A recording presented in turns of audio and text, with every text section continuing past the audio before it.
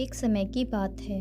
एक राजा के दरबार में एक बुद्धिमान मंत्री रहता था, जिसके पास हर समस्या का हल था। राजा अपने इस मंत्री से बिना पूछे कोई भी बड़ा फैसला नहीं लेते थे। इस मंत्री से राज दरबार के अन्य लोग जलन रखते थे।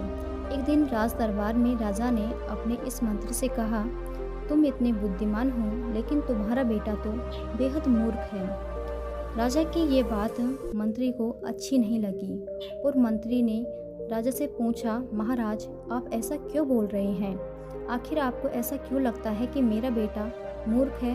राजा ने कहा, मैं रोज़ सुबह जब जनता से मिलने के लिए जाता हूँ तो वहाँ पर तुम्हारा बेटा भी होता है और रोज़ तुम्हारे बेटे से ये पूछता हूँ कि सोना और चांदी में से कौन सी चीज़ सबसे ज़्यादा कीमती है, तो तुम्हारा बेटा हर बार चांदी ही कहता है।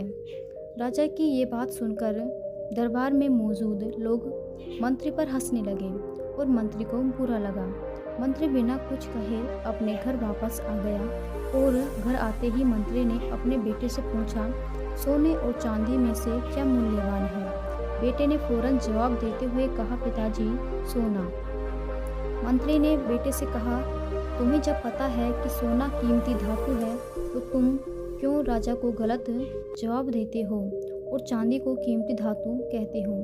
बेटे ने कहा, पिताजी, राजा रोज़ सुबह बाजार में आकर प्रजा से मिलते हैं और रोज़ मुझे बुलाकर मेरे सामने दो सिक्के रखते हैं, जिनमें से एक चांदी का होता है और एक सोने का। सिक्का रखकर राजा मेरे से पूछते हैं कि जो इन दोनों में से अधिक कीमती चीज़ है वो तुम ले जाओ, और मैं चांदी का सिक्का उठा लेता हूँ। ये देखकर राजा हंसते हैं और चले जाते हैं। मंत्री ने अपने बेटे से पूछा, तो तुम क्यों रोज़ चांदी का सिक्का उठा लेते हो? अब पूरा दरबार मेरा मजाक उड़ा रहा है।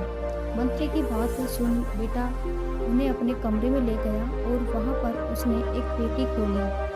पेटी चांदी के सिक्कों से भरी हुई थी। इतनी सारी चांदी देखकर मंत्री हैरान हो गया।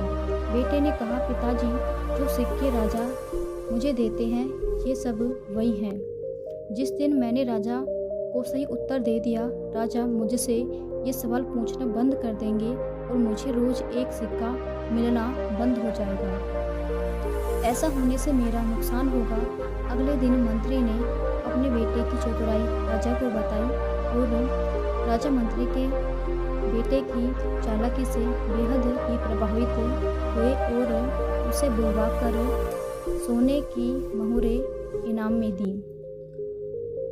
तो दोस्तों, हमें अपनी काबिलियत का दिखावा नहीं करना चाहिए, बल्कि समय आने पर अपने आप ही सबको पता चल जाता है कि आप कितने काबिल हैं।